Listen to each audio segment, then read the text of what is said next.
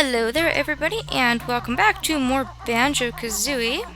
We're going to go to our 5th world. We finished up Bubble Gloop Swamp in the last episode. There's just a couple of things I want to do before we move on, which hopefully doesn't annoy people starting out in the lair, not really starting off in a world like, oh, chocolate milk, stop putting it off. But really, in comparison to a lot of games, especially games nowadays, this game has pittance for backtracking, so just deal with it. There's only a couple minutes worth of stuff we're gonna do.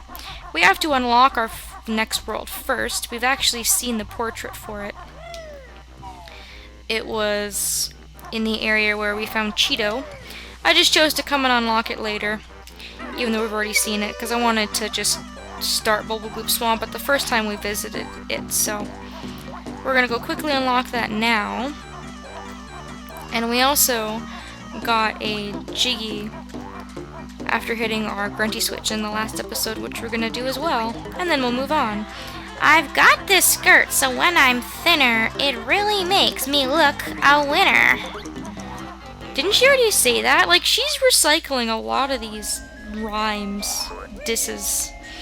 Anyways, alright, so we're going to go ahead and we're going to use our G's, and we're going to unlock our next world, which is a snow world, actually. So that's kind of interesting. This is going to be Freezeezy Peak. So that's pretty exciting stuff. It's probably in my top 4. There's only 9 worlds in the game, but it's really hard to pick a top 3 because there's so many worlds that I like and not a lot of worlds that I don't like, so it's kind of hard to say. Definitely not my favorite. I will tell you guys when my favorite world comes up because I will be so excited. But that is only a short hop, skip, and bounce away. I don't know why I fell into the water.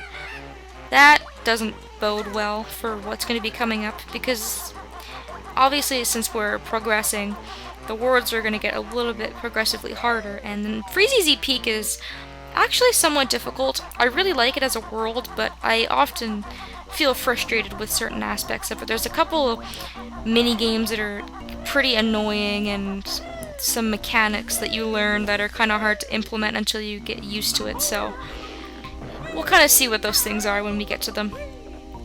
So we're going to go in here for our first time. We unlocked the note door the first time we entered this area, but we haven't actually come here yet, so we're going to start by knocking down these walls that are on each side of this area. Door number 1 has a little switch that we want to hit. We'll be able to get a shock jump pad if we hit it, which will allow us to get into the inside of that gigantic urn, so that is great. We're going to go see what's in there. But before we go, I'm going to collect this Mumbo token behind this gigantic looking, I don't even know what this is, like a coffin?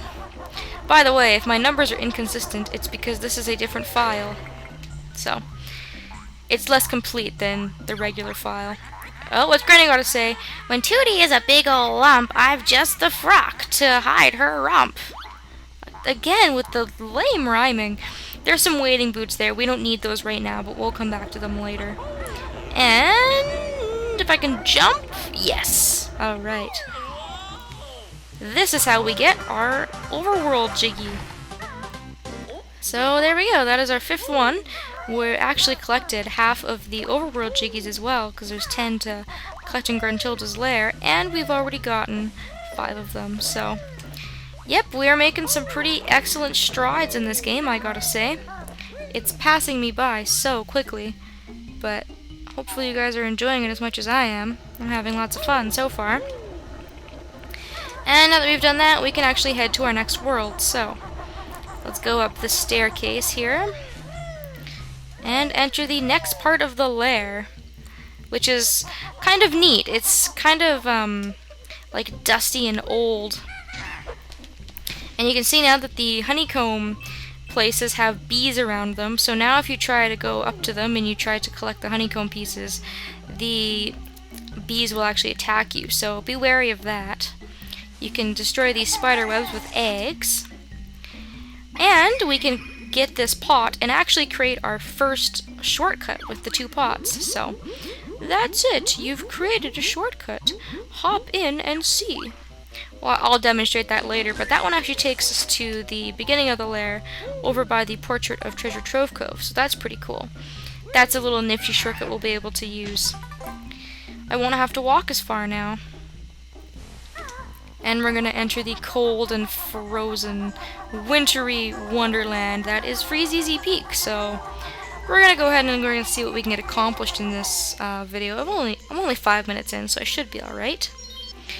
Alright, so Bottles has one new move for us to learn in this world. Let's go into this igloo first. There's apparently some life. Ooh, and it's actually a family of bears. Maybe they're Banjo's long-lost cousin or something. Let's talk to the kids. Where's our presents? Our dad Boggy said he was fetching them. He's been gone ages. Where? Oh god, of course they had to be the crying, screaming type of child. Well, you know, I guess we can't really leave these underaged little bears unsupervised, so we should probably find their dad. Let's go enter the actual world, and if you go down a little ways, you'll actually see that their dad didn't make it that far. Oh, my stomach aches. I shouldn't have eaten that shiny thing. Someone help poor Boggy. Well, unfortunately, I have to leave Boggy lying on the floor, writhing in pain, because there's nothing I can do for him right now. But we will help Boggy and his family at a later date. This level is a little bit of an occupational hazard. There's a lot of things that can hurt you, and it's really easy to get a lot of your health taken away. So, first thing you'll notice is that these snowmen are throwing snowballs at us. They have seriously got what can only be described as the best aim ever. It's really unfair, because if you're walking around the world not paying attention, those guys will hit you. Those ice cubes will chase after you. The enemies in this world are kind of aggressive, actually. You slide around trying to move in this world, which is also kind of irritating, and there's a couple other things in this world that are out to get you, so just, you know, tread carefully. We're gonna go into this, looks like a potted plant, but it's actually a Christmas tree. I'm a present, give me to someone sad. And it looks like that is one of the presents for one of the kids. I can do this later. There's a lot of stuff to do with this Christmas tree, but I figured this is where I would start. I haven't actually done any sort of playing or practice in this world in a little while, so I'm gonna kind of probably be going here and there, but I will get it all sorted out. There's a couple things to grab in the tree. That Jiggy's up there, but we can't actually get to it yet. It's kind of a pain in the butt to get to. The stuff surrounding this Christmas tree is not fun. There's a really pain in the butt mini game, which I don't enjoy, but I'll have to do it anyways. So we'll go back there later. There's also something around the back of this area, but I don't think I can do it yet. I have to wait till a later date, it looks like. So keep that in mind. I'm gonna walk around as Kazooie on this level because Banjo is just way too clumsy. Let's go talk to Bottles and learn his only new move for this world. Time for some aerial action with my devastating beak bomb attack. Nice one, Goggles. Tell me more. When you're flying, press X to launch Kazooie at a target like a missile. Choose your targets carefully, though, as it costs a red feather each time you use it. And we have learned all the moves that he can teach us in this world. His moves are getting less and less, but that's alright. The beak bomb is a pretty cool move, however, it's a little hard to control. We're going to be using a lot of feathers in this world, as you'll soon see, so I'm going to collect a couple things here, trying my best not to fall. Grab that little Jinjo here. And we're going to show off the beak bomb. So like Bottle said, you take flight, press X, you'll launch Kazooie like a missile into an enemy. Now this attack is very, very quick. I find it really hard to control, and this is really mean because you have to hit these snowmen right on their hat, right on the X, it's a really small target, and they have, like I said, you know, like the best aim. So it's really hard to do this in my opinion. And you're gonna miss a lot, and I'm failing. Just like with the Bubble Gloop Swamp, the water in this world is actually a hazard. If you go into the water, it's way too cold and you'll actually freeze. So yeah, you can't land in the water, which I've done twice. I nearly lost all of my honeycombs there, so I need to get some more before I continue on. I think what I'll do in this video is I'll just try to destroy all these snowmen. I think their official name is Sir Slush. I'll try to take care of all these Sir Slushes, and then that'll probably end the video off. Just because if I get rid of them, then I get this part out of the way, first of all, because I'm no good at it, and it's annoying to try and do. And then I can just kind of walk around the world not as worried. As soon as I get rid of them, they don't respawn or anything. Yeah, like, you can leave them dead for the whole level while you're here, and they don't respawn or anything. I think they might if you try and leave the world, but I'm not too sure. But as you can see, I'm having a lot of difficulty here. This is just full of fail.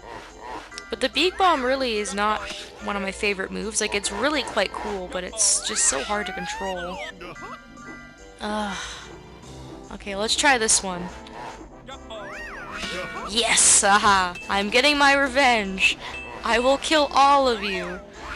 There we go. Grunty switch, cool. I have to go back and get all the stuff that they were sitting on top of. You have to kill all these guys for a Jiggy, by the way, so I'm not just doing this for fun. You get a Jiggy and a couple other cool things, so. And the target is so small and exact. It's just like, you can't hit them a little bit below the hat. You gotta hit them right on the hat, which just makes things a little bit more difficult. There we go. That guy is the last one. Ah, thank you. I used up a lot of feathers and I nearly died, but we made it. We made it out alright. We are done. And we don't have to worry about those guys anymore, so. We're gonna collect our first honeycomb piece for the world. Like I said, this is a different file, so just ignore the honeycomb count. It's a little bit off. I'll get the second honeycomb on my main file, and we'll see how many honeycombs I actually have. I don't know why that Jinjo wasn't sitting inside the house. It looks really toasty and warm and not freezing, but I guess, like I said, Jinjos don't drown, so I'm assuming they don't get cold either. I'm going to just pick up a couple of the things that the Sir Slushes had dropped, I guess, or were sitting on would be more accurate. And then I think that's going to close out this video. We can hit our Grunty switch here, which is going to let us get our next overworld Jiggy. That one is a huge pain in the arse to get. We'll get that later. We're not going to worry about that right now. We'll worry about all the pain in the arse stuff in this world. And then I think we just have to go get that last Mumbo token, and then we'll have everything that all of those Sir Slushes were sitting on. And now that they're gone, this world is going to be a little bit easier to take care of. So I think that I will just leave off here on top of this big box. And hopefully in the next world I'll have a little bit less fail. We can redeem ourselves and we can get a little bit more progress made in Freezeezy Peak. So thanks for watching, everybody, and I hope that I will see you next time.